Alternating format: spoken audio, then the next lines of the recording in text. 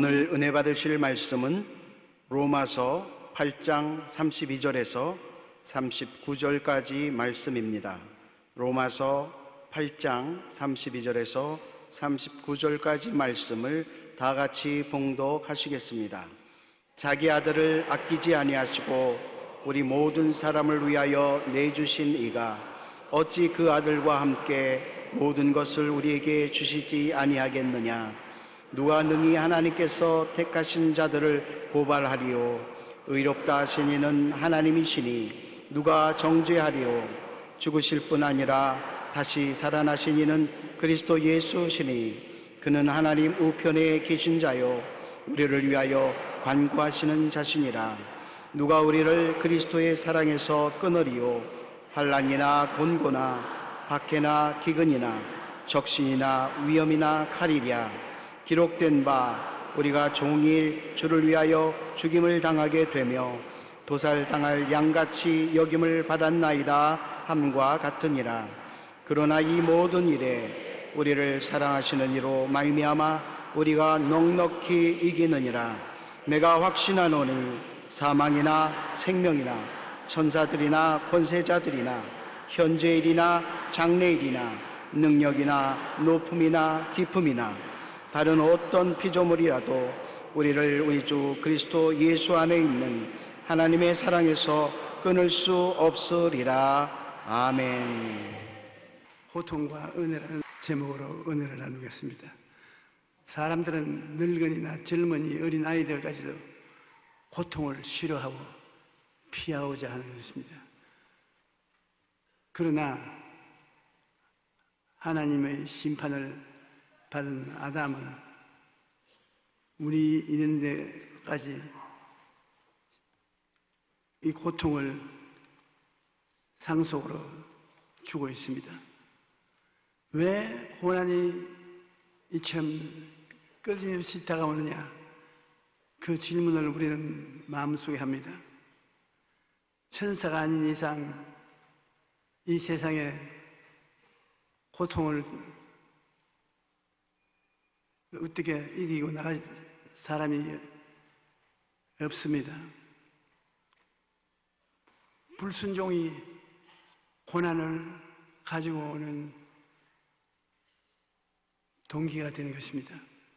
야고보서 1장 13절로 15절에 보면 사람이 시험을 받을 때 내가 하나님께 시험을 받는다 하지 말지어니 하나님은 악에게 시험을 받지도 아니하시고 친히 아무도 시험하시지 아니하시느니라.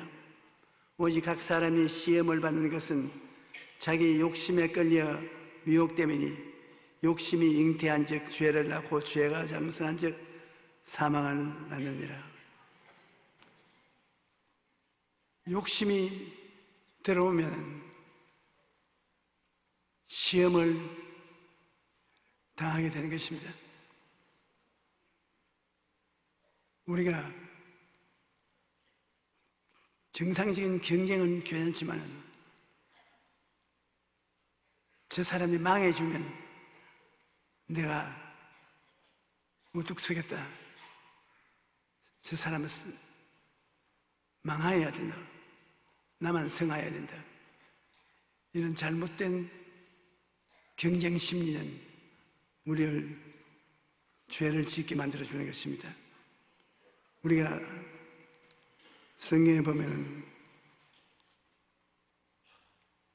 유대나라는 하나님을 배반함으로 불순종해서 하나님의 심판을 늘 받아왔습니다.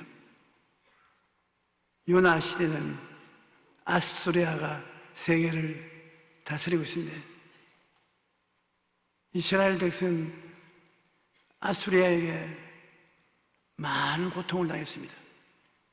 아수리아가 이스라엘을 침략해 들어와서 임금과 신하들, 주요 인사들은 그냥 끌고 가는 것이 아니라 왕의 자녀들에게는 누나를 뽑아버립니다.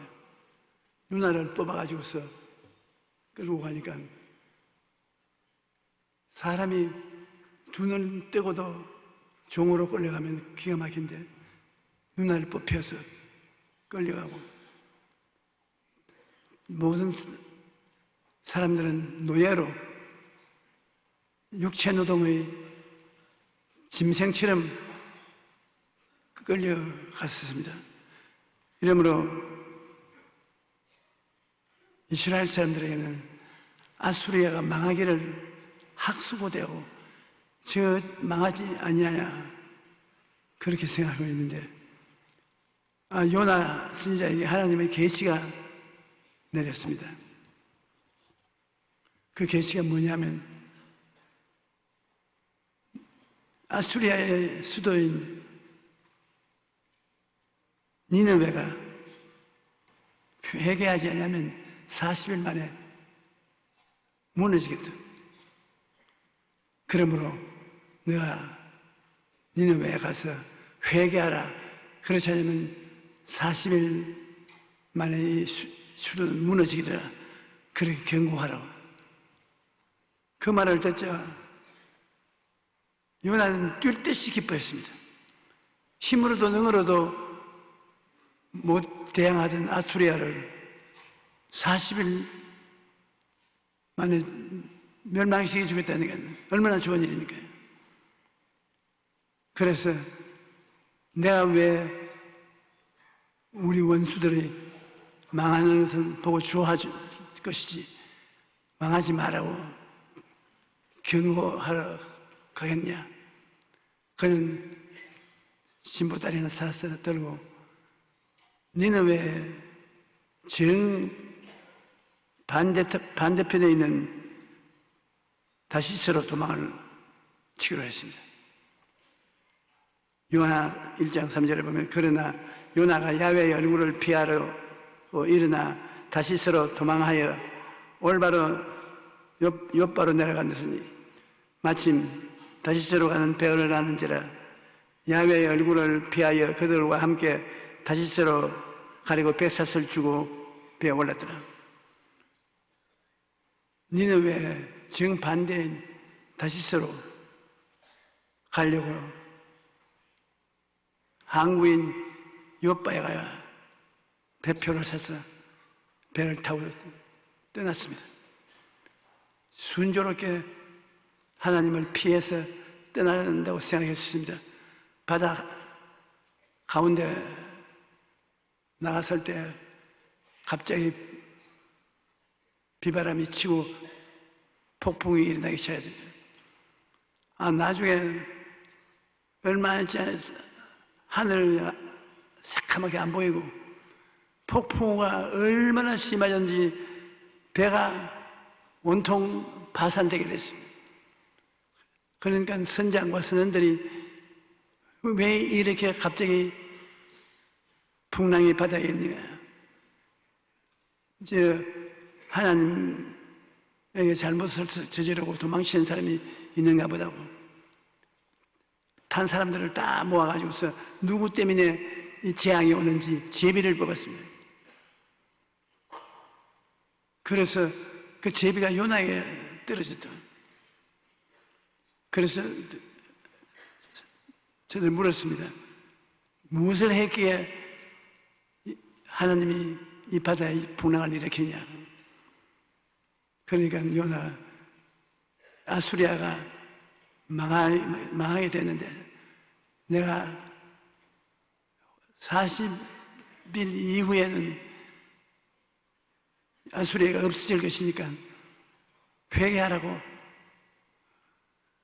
복음을 전하라고 명령하는데 알다시피 이스라엘 사람이 아수리아를 미워하니까 니느웨 성이 무너지기 위해서 반대 방향으로 도망을 치고 있다. 선장이 얼굴이 샛노라집니다. 세상에 그러면 이 배는 물에 깔아내가 아니야. 어떻게 해야 되겠나? 날 물에 던지십시오. 그러면 잠잠해질 것입니다. 그러니까 선장과 선원들이 미안하지만은 죄 없는 사람이 함께 죽어서 안 될 것이므로 당신 하나님께 운명을 맡기고 당신 물에 던지겠다. 붙잡아서 하나, 둘, 셋, 착 던졌어요. 하나님이 물에 빠져 죽도록 내버려 두지 않습니다. 말씀을 증거하라고 사명을 준 사람이 사명을 다하기 전에 피할 수가 있겠습니까? 물 가운데는 큰 고기가 뭐 떨어진 게 있으면 먹으려고 따라다니다가 큰 고기 덩어리 하나가 떨어지니 받아 먹어버렸습니다. 그런 물고기가 요사이 사실은 없지만 주님께서 그때 그 시간에 그런 물고기를 만들어서 요나를 삼켜버리게 할 수도 있습니다. 그래서 요나를 물에 던지고 난 다음에 곧장 바다가 잠잠해져요. 그 사람들이 큰일 날 뻔하겠다고, 사람 조심해서 태워야지, 돈만 보고 태웠다가 큰일 나겠다고. 그들은 아주 혀를 휘둘렀습니다. 그런데 요나가 천지와 만물을 주장하시는 하나님의 얼굴을 피해서 도망을 치고 불순종의 삶을 살다가 이 큰 고난을 당한 것입니다. 요나서 1장 11절로 12절에 보면 바다가 점점 흉흉한지라 무리가 그에게 이르되 우리가 너를 어떻게 하여야 바다가 우리를 위하여 잔잔하겠느냐니 그가 대답하되 나를 들어 바다에 던지라. 그리하면 바다가 너희를 위하여 잔잔하리라. 너희가 이 큰 폭풍을 만난 것이 나 때문인 줄을 내가 아노라. 그러므로 불순종을 회개할 때까지 바다 흉흉한 것입니다. 우리가 어려움을 당할 때 제일 먼저 생각해 볼 것은 내가 무슨 하나님의 뜻을 거역했는가, 무슨 명령에 불순종했는가, 그것을 생각해 보아야 되는 것입니다. 하나님께 불순종을 하면서 고통에서 나오기 위해서 몸부림을 쳐도 소용이 없습니다. 사람이 하나님과 씨름해서 이길 수가 없습니다. 또 말씀과 기도를 멀리하는 자에게 고통을 주어서 회개케 합니다. 아무래도 하나님께 열심을 내고 말씀을 뜨겁게 사모하고 기도를 하지 않은 사람을 위해서 하나님이 열심을 내고 기도를 하게 만들기 위해서는 고통을 주시는 것입니다. 시편 89편 30절 또 32절 보면 만일 그의 자손이 내 법을 버리며 내 규례대로 행하지 아니하면, 내 율례를 깨뜨리며 내 계명을 지키지 아니하면 내가 회초리로 그들의 죄를 다스리며 채찍으로 그들의 죄악을 벌하겠다고 말하는 것입니다. 시편 119편 67절은 보면 고난당하기 전에 내가 그릇 행하였더니 이제는 주의 말씀을 지키나이다. 그러므로 불순종은도 하나님이 고난을 보내는 이유가 되지만은 말씀과 기도를 게을리하는 하나님께서 고통을 보내서 회개하고 뜨거운 열심을 내어서 하나님을 찾게 만들어 주시는 것입니다. 주께서 그 사랑하시는 자를 징계하시니 그가 받아들이는 아들마다 채찍질하심이라 하였으니 너희가 참음은 징계를 받기 위함이에요. 하나님의 아들과 같이 너희를 대하시나니 어찌 아버지가 징계하지 않은 아들이 있으리요. 징계는 다 받는 것이여늘 너희에게 없으면 사생자요 참 아들이 아니라. 하나님이 참으로 우리를 아들로 사랑하면 잘못하면 징계를 하신다는 것입니다. 저는 기도를 할 때마다 사탄이 와서 너는 하나님 뜻에 따라서 하나님을 기쁘시게 하며 살지 않기 때문에 하나님이 너에게 채찍을 때릴 뿐 아니라 너 같은 사람 기도에 응답하지 아니한다. 하나님 기도할 때 자꾸 괴로움을 주는 것은 너는 하나님 앞에 나와서 응답받을 수 있는 기도를 못한다. 하나님이 그만큼 너를 사랑하지 아니한다. 그런데 주 성령께서 저에게 깨우쳐 주셨습니다. 너 아버님이 생시에 살아계실 때 아버님을 만나러 아버님 계신 곳에 담대히 들어가느냐. 우리 아버님께서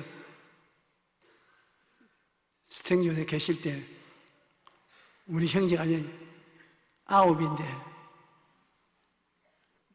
내가 폐병에서 고침받고 하나님을 믿게 된 이후로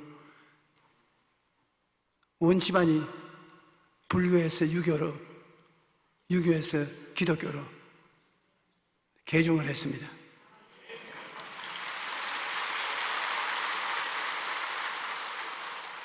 제일 처음 제가 예수를 믿고 난 다음 아버님이 굉장히 화가 나서 나를 보고 다시 불교로 돌아오라고. 그러고 내 위에는 누님이 한 분 계신데 누님이 나 전도를 그렇게 쉽게 받아주지 아니했습니다. 누가 우리 집안에서 제일 하나님을 받아들였냐? 역시 어머니가 제일 먼저예요. 어머니가 제일 교육을 적게 받은 분인데 그래도 어머니가 제일 먼저 기독교 복음 전도를 받아들였어요. 어머님이 하신 말씀이 너가 좋아한다면 내가 안 좋아할 것이 무엇이냐? 아버지나 형제가들은 이해를 못해서 그러니까 우리 기도하자. 그래서 어머니가 기도함으로 우리 전 식구가 다 예수를 믿게 되었는데 성령께서 가르쳐 주시는 것은 하늘 아버지, 우리가 부르실 때 하나님 아버지라고 하지 하나님 형님, 하나님 선생님 그렇게 안 부르잖아요. 교육을 많이 받은 사람도 하나님 아버지 부를 수 있고 교육을 못 받은 사람도 하나님을 아버지라고 부른다. 아버지라고 부를 수 있는 것은 하나님께 예수 믿는 사람은 누구나 나아갈 수 있다는 것을 말하는 것입니다. 그러므로 하나님 앞에 우리 기도할 때 나아가서 하나님 뜻대로 말씀을 못 드려서 응답을 못 받을지 몰라도 하나님 앞에 나아가는 자격은 다 있는 것입니다. 왜냐하면 아들이니까. 예수를 믿고 변화되어서 아들이 되었기 때문에 마음 놓고 아버지 하고 들어가면 문 열어라 들어오는 것을 허락해 주시는 것입니다. 탕자의 비유에도 보면 탕자가 아버지께로 회개하고 돌아오니까 아버지가 뛰어가서 탕자를 끌어안고 목을 맞추어서 내 아들아 잘 돌아봤다. 그 아들은 그렇게 생각하지 않습니다. 내가 아버지를 그 역에 섬으로 이제는 아버지의 아들이라 일컬음을 받지 못합니다. 나를 종 중에 한 사람 여겨주시옵소서.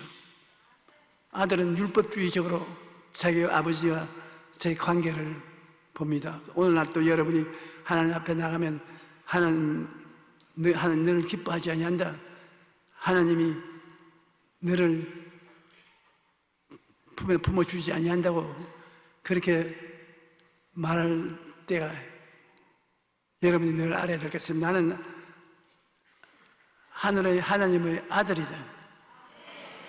아들이 무엇을 잘해가지고서 율법주의적으로 칭찬받은 일을 해서 하나님 앞에 나가는 것이 아니라 회개만 하면 하나님 앞에 나갈 수가 있다는 것입니다. 그러므로 지금 우리 오늘 이 자리에 왔으니 말씀을 듣고 우리가 회개하고 하나님께 나가면 하나님은 이 자리에서 우리를 받아주시는 것입니다. 제일 좋은 옷을 갖다 입혀라. 반지를 끼워주라. 신발을 신겨주라. 살찐 송아지를 잡아라. 하나님은 여러분 우리를 얼마나 사랑하는지 말로形容할 수 없습니다. 그러므로 하나님을 생각할 때 그 사랑을 생각하고 감격하여 하며 하나님께 나가야 될 것입니다. 이런 하나님께서 우리를 채찍을 때리는 것은 좋으라고 때리지 나쁘라고 때리지 않는 것입니다. 또 우리에게 고통은 우리가 축복을 받기 위한 그릇을 준비하기 위해서 그렇게 하는 것입니다. 괴로움이 다가오면 회개해서 즐거움을 얻을 수 있는 그릇을 준비하는 것입니다. 시편 40편 1절로 2절에 보면 내가 야훼를 기다리고 기다렸더니 귀를 기울이사 나의 부르짖음을 들으셨도다. 나를 기가 막힐 웅덩이와 수렁에서 끌어 올리시고 내 발을 반석 위에 두사 내 걸음을 견고하게 하셨도다. 하나님께서 기다리고 기다리는 사람을 기가 막힐 수렁에서 웅덩이에서 건져낸다는 것입니다. 기가 막힌 수렁과 웅덩이에서 건져내는 하나님은 좋은 하나님이신 것입니다. 우리에게 견고하기 위해서 고통을 보냈으나 회개하고 나오면 하나님께서 품어주는 좋은 하나님이신 것입니다. 내 영혼아 야훼를 송축하라. 내 속에 있는 것들을 다 그 성호를 송축하라. 그가 내 모든 죄악을 사하시며 내 모든 병을 고치시며 내 생명을 파멸해서 구속하시고 좋은 것으로 소문을 만족해 한사 내 청춘으로 독수리같이 새롭게 하시며 하나님이 여러분 얼마나 우리를 사랑하시기 때문에 죄사함을 주시고 치료를 주시고 생활을 파멸해서 건져주시고 삼중 축복이 그곳에 있는 것입니다. 우리가 하나님께 나가서 기도할 것이 없으면 감사하다는 말을 끝까지 해도 좋습니다. 저는 기도를 끝까지 오래 한 것을 평신도에게 배웠습니다. 불광동에서 개척했을 때 천막교회 새벽기도회를 마치고 몇 사람 있는 성도들은 아침밥 지으러 다 가버리고 홍원동에 산다는 서울 시내 교회 장로님인데 아침에 새벽기도를 그게 못 나가니까 우리 천막교회 나가요. 제일 늦게까지 늘 기도를 해요. 그래서 저는 전도사였지만 아침 설교를 하고 기도 조금 하면 할 것이 없어요. 할 것이 없는 것보다도 내 마음이 그렇게 뜨겁게 사랑을 가지고 있지 못하는 것 같아요. 그런데 그 할아버지 장로는 무엇을 늘 말을 하면서 몸을 흔들어가면서 기도를 하기에 그 옆에 가서 할아버지 그러지 마십시오. 내가 할아버지가 아니라 난 장로입니다. 아니 장로님 잘못했습니다. 장로님 무슨 기도가 그렇게 할 말이 많습니까? 나 좀 가르쳐 주십시오. 전도사님 아직 나이가 젊고 오래 안 살았으니까 모르겠지만 나는 한경북도가 내 고향인데 6.25 사변 난 이후에 비란 내려와서 이곳에서 남대문에서 시장 장사를 하고 먹고 삽니다. 하나님이 그동안 나에게 베풀어 주신 은혜가 너무나 큰지 일로 말할 수가 없지요. 그런데 내가 하나 배운 것은 하나님 감사로 제사하는 자가 나를 영화롭게 하노니 그 행위를 옳게 하는 자에게 하나님의 구원으로 보이려 하시고, 하나님이 제일 좋아하는 것은 감사하다는 말씀을 듣기 원하는 것이니까 나는 그저 감사만 합니다. 그리고 곧장 그저 감사합니다. 그저 감사합니다. 그저 감사합니다. 그저 감사합니다. 잔소리 할 것 없습니다. 그저 감사합니다. 그저 감사합니다. 내 생각에 무식한 영감이 무식한 소리 하는구나. 그런데 내가 살아오면서 하나님께 기도하면서 가만 보니까 그 장로님이 한 말씀이 옳다 말입니다. 감사를 하면 되지 그 이외에 할 말이 없어요. 그저 감사합니다. 그저 감사합니다. 그저 감사합니다. 그저 감사합니다. 여러분 오늘 날도 추운데 여러분이 시간 내어서 오후 1시 예배 참석하려면 꽤나 참아야 됩니다. 그래서 1시 예배에 와서 예배를 드리고 말씀을 들어주시니 내가 여러분 보고 뭐하게 하겠습니까? 그저 감사합니다. 그저 감사합니다. 그저 감사합니다. 그저 감사합니다. 하나님이 그저 감사만 하면 굉장히 기뻐하시는 것입니다. 야고보서 1장 12절을 보면 시험을 참는 자는 복이 있나니 이는 시련을 견디어낸 자 주께서 자기를 사랑하는 자들에게 약속하신 생명의 면류관을 얻을 것이기 때문이다.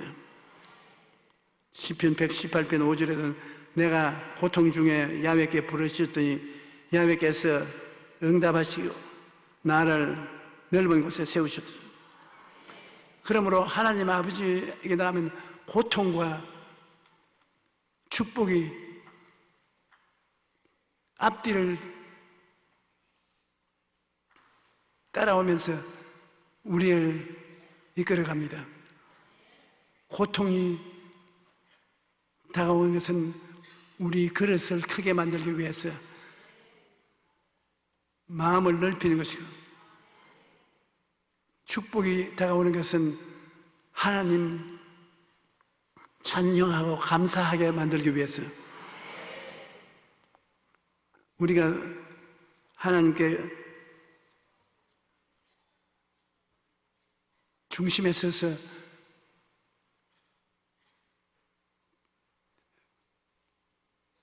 파괴된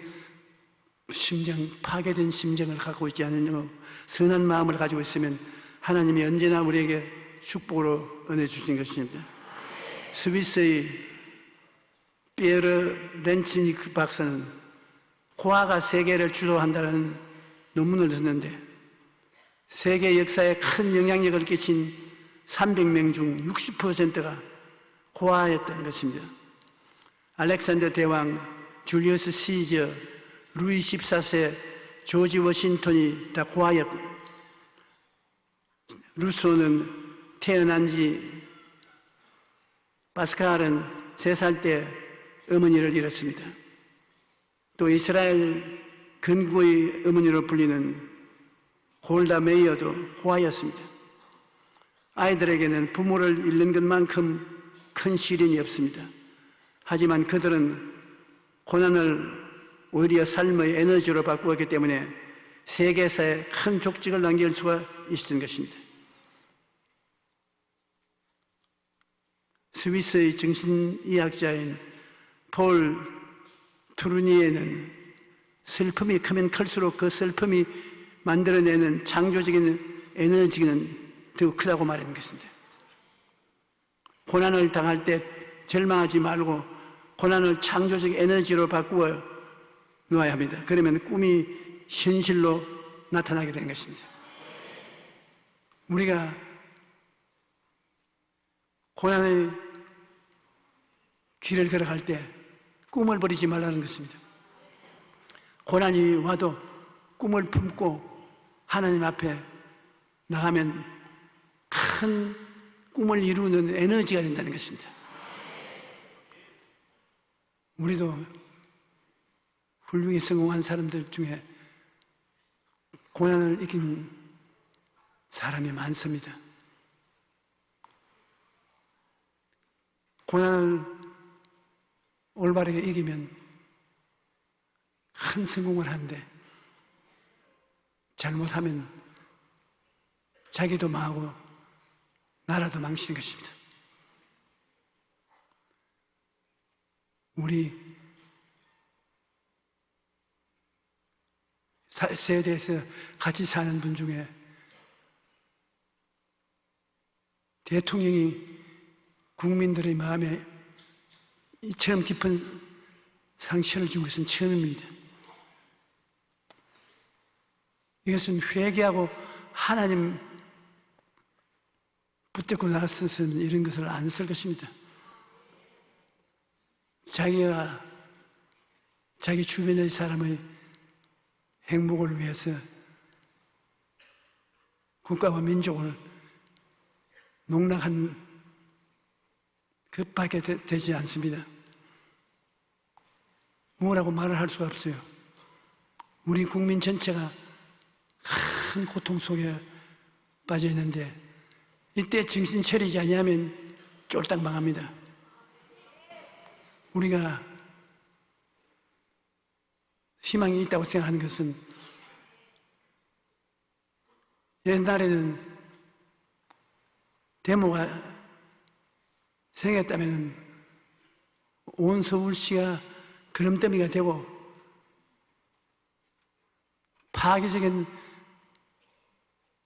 모임이 되었습니다. 데모라 하면 우리 한국 사회가 완전히 거꾸로지게 될 것입니다.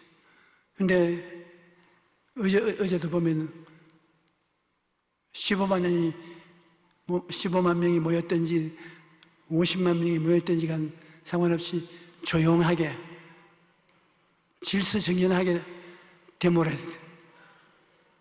그거 보고 이제 그릇이 되었구나. 우리 한국이 세계 국민들 앞에서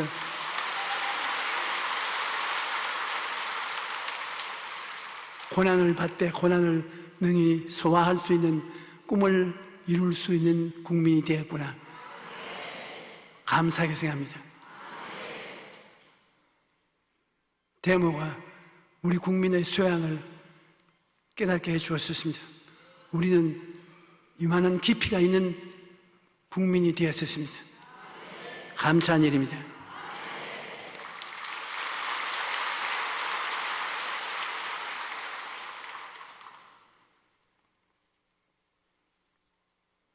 또 교만하고 자만하면 하나님이 채찍으로 때려서 하나님을 찾고 의지하게 만들어주는 것입니다. 하나님을 찾고 나가야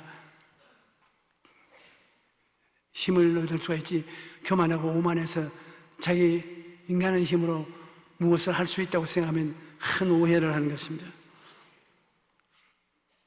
이사야 55장 6절 7절에 보면 너희는 야훼를 만날 만한 때 찾으라. 가까이 계실 때 그를 부르라.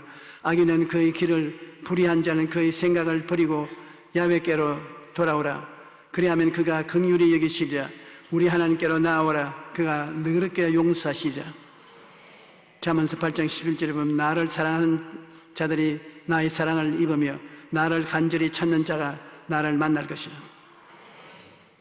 하나님은 교만한 자를 도와주지 않습니다. 성경에 보면 바울 선생은 삼층천 하늘에 직접 올라가서 주님을 만났었기 때문에 그 영광을 말로서 표현할 수가 없다고 말했습니다.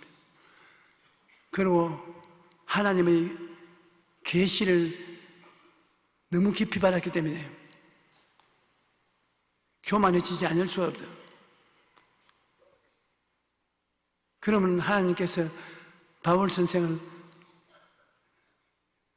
교만하지 아니하고 겸손하게 하나님 앞에 행하기 위해서 병을 주었습니다. 사탄의 사자 가시를 주었습니다. 바울 선생 같은 위대한 사도가 그 가시가 떠나가기를 3번이나 기도했는데 하나님께서 이 은혜가 내게 족하도다. 네가 가시가 있어 교만하지 않아야 은혜를 보관할 수 있다. 그런데 바울이 무슨 가시가 있느냐? 여러분 성경에 자세히 읽어보시면 바울이 빌립보에 있는 신자들에게 편지 썼을 때 내가 복음을 전도해서 너희가 예수를 믿고 난 다음에 나를 사랑해서 할 수 있으면 너희 눈이라도 뽑아서 나게 주려고 했다느냐. 그런데 이 짧은 세월에 벌써 나를 배반하고 등을 돌리느냐. 탄식스러운 편지를 쓰는데 가만히 성경 전체를 살펴볼 때 바울 선생은 안질이 있으니까 봅니다. 눈이 아주 나빴는가 봅니다. 빌립보 성도들은 자기들 눈을 뽑아서라도 바울에게 주고 싶다. 그럼 어떻게 그렇게 알 수가 있냐? 바울 선생이 편지를 쓸 때 자기가 직접 편지를 쓴 경우가 거의 없습니다. 전부 같이 있는 사람이 받아쓰기를 했지. 그리고 바울이 어떤 때는 편지를 써도 이거 봐라, 내가 내 손으로 사인을 하지 않냐. 그 말 할 필요 없잖아요. 그러나 눈이 너무 나쁘니까 바울이 큰 글자로 사인을 한다는 것은 그 마음의 진정성을 그렇게 표현을 해주는 것입니다. 하나님께서 그 고통을 통하여 교만과 오만한 마음을 빼앗아가는 것입니다. 겸손하게 만든 것입니다. 하나님 없이는 바울이 화장실 출입도 못하지. 눈이 안 보이니까 기가 막힌 노래 아닙니까? 그래서 하나님께서 바울을 교만하지 않고 자만하지 않게 만들었다는 것을 성경에 말하고 있는 것입니다.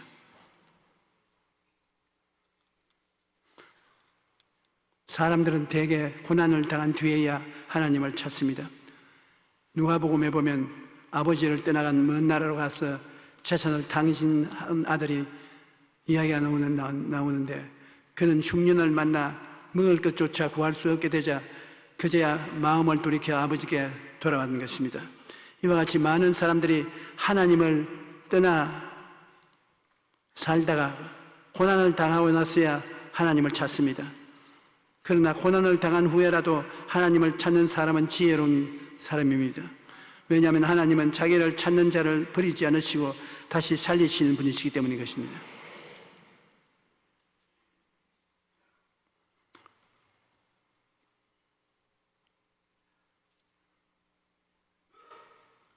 이사야 55장 6절로 7절에 너희는 야훼를 만날 때 찾아라. 가까이 계실 때 그를 부르라. 악인은 그의 길을 불의한 자는 그의 생각을 버리고 야훼께로 돌아오라. 그리하면 그가 긍휼히 여기시리라.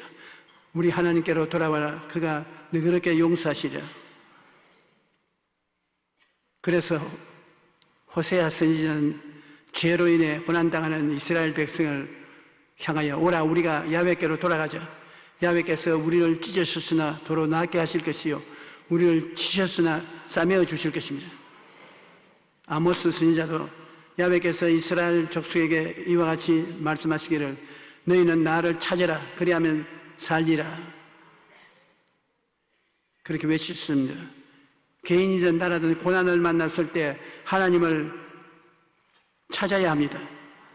그래야 살 수 있습니다. 우리 대한민국이 지금 해야 될 일은 하나님을 찾는 일인 것입니다. 우리 천만 성도와 하나님을 간절히 찾고 구하라 주실 것이요 찾아라 찾을 것이요 문을 두드리라 열릴 것이라. 구하는 이마다 구할 것이요 찾는 이가 찾을 것이요 두드리는 이에게 열릴 것이라 했으니 우리가 구하고 찾고 문을 두드리면 주님께서 우리의 기도를 이때 들으시는 것입니다. 사람이 하나님이 문을 열어주시면 안 될 일도 다 되는 것입니다. 지금 한국이 온통 요란스럽지만 우리 국민들이 하나님을 의지하고 마음속에 꿈을 품고 있으면 성령이 역사하는 것입니다. 우리가 역사하는 것이 아닙니다. 하나님의 성령이 역사하는 것입니다. 그래서 기이하게 발전하고 향상하는 것입니다. 하나님께서는 주님이 오시기 전에 아시아에 복음이 활성화되어서 구라파를 복음하는 데 도움을 허락할 줄로 확실히 합니다.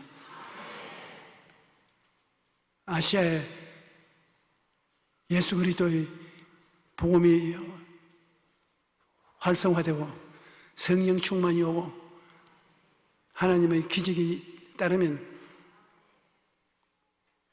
예수님이 다가올 날이 가차왔다고 우리가 볼 수가 있는 것입니다.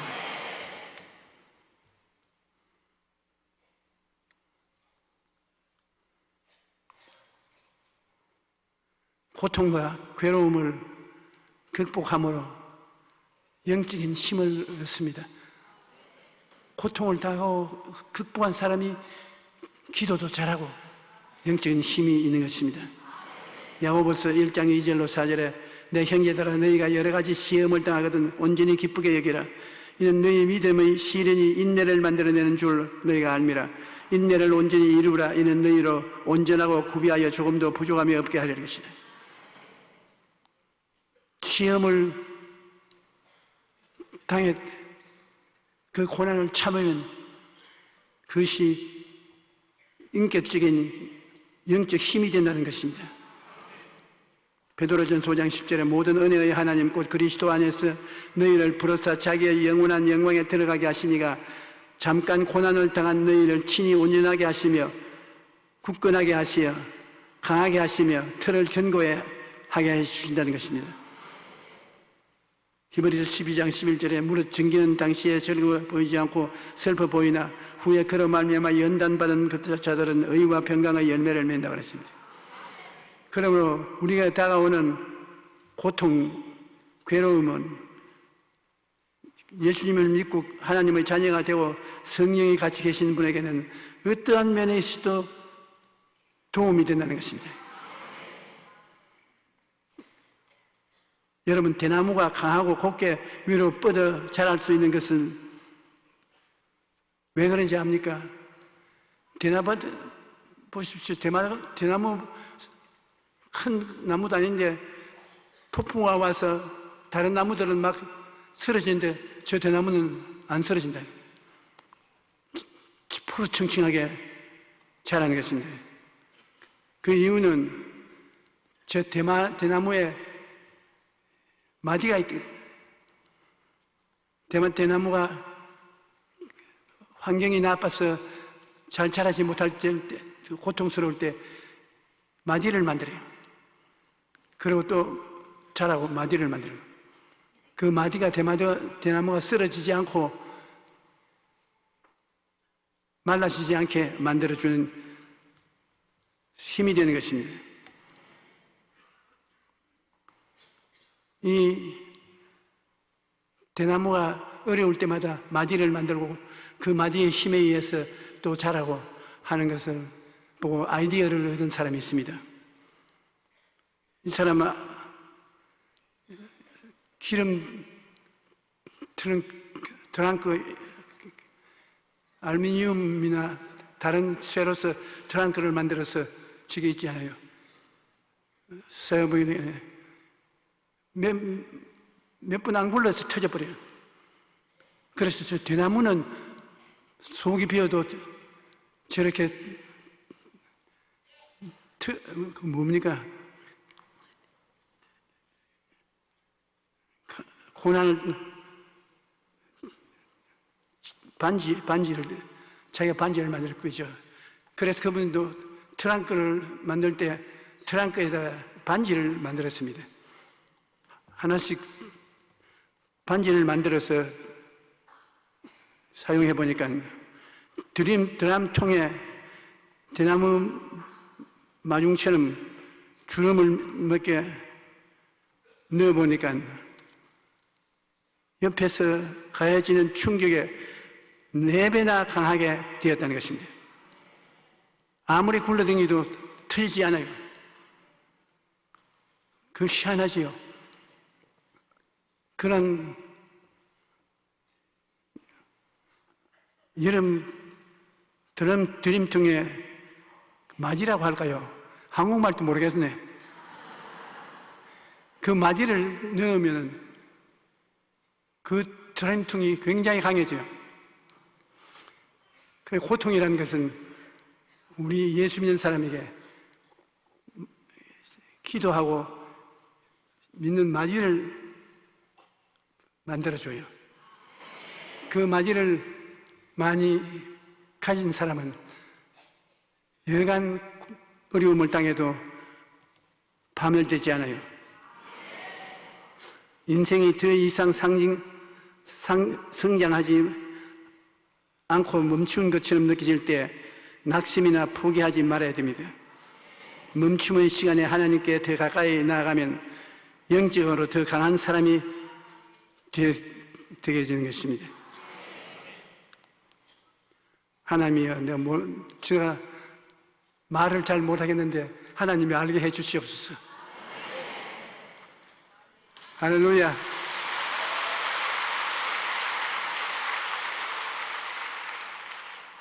고통을 즐거워할 사람은 없습니다. 그러나 고통이 우리의 삶의 변화와 발전과 성장을 가져오는 하나님의 축복의 채찍이라는 것을 우리는 깨달아 알아야 되는 것입니다. 자기 아들을 아끼지 아니하고 우리 모든 사람을 위하여 내어주시니가 어찌 그 아들과 함께 모든 것을 우리에게 선물로 주지 아니하겠냐고 성경은 말하고 있는 것입니다.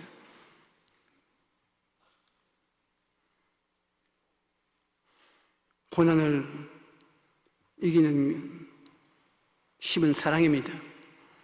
이 세상에 고난 없이 사는 사람은 아무도 없습니다. 고통이 크고 작은 마디일 뿐 모두가 고통을 겪으면서 살아가는 것입니다. 그런데 똑같이 고통을 당해도 어떤 사람은 주저앉고 어떤 사람은 용수철처럼 다시 일어납니다. 이런 사람은 가리켜 회복 탄력성이 높다고 합니다. 회복 탄력성이 사랑에서 나옵니다. 다시 말하면 사랑이 고난을 이기는 힘이 되는 것입니다. 우리는 어떤 고난이라도 이길 수 있습니다. 하나님께서 자기 아들을 십자가에 내어 주기까지 우리를 사랑하셨으니 우리는 그 사람으로 말미암아 모든 고난을 넉넉히 이길 수 있습니다. 사랑의 띠를 몸에 감으면 굉장히 힘있는 영적 영역을 가진 사람이 되는 것입니다. 로마서 8장 33절로 39절 본문이 그것을 말해주고 있습니다. 누가 능히 하나님께서 택하신 자를 고발하리요? 의롭다 하시는 하나님이시니 누가 정죄하리요? 죽으실 뿐 아니라 다시 살아나시는 그리스도 예수시니 그는 하나님 우편에 계신 자요 우리를 위하여 간구하시는 자니라. 누가 우리를 그리스도의 사랑에서 끊으리요? 환난이나 공고나 박해나 개근이나 적신이나 위험이나 칼이랴. 기록된 바 우리가 종일 주를 위하여 죽임을 당하게 되며 도살을 당한 양같이 여김을 받았나이다 함과 같으니라. 그러나 이 모든 일에 우리를 사랑하시는 이로 말미암아 우리가 넉넉히 이기느니라. 내가 확신하노니 사망이나 생명이나 천사들이나 군사들이나 현재일이나 장래일이나 능력이나 높음이나 기쁨이나 다른 어떤 피조물이라도 우리를 우리 주 그리스도 예수 안에 있는 하나님의 사랑에서 끊을 수가 없느니라.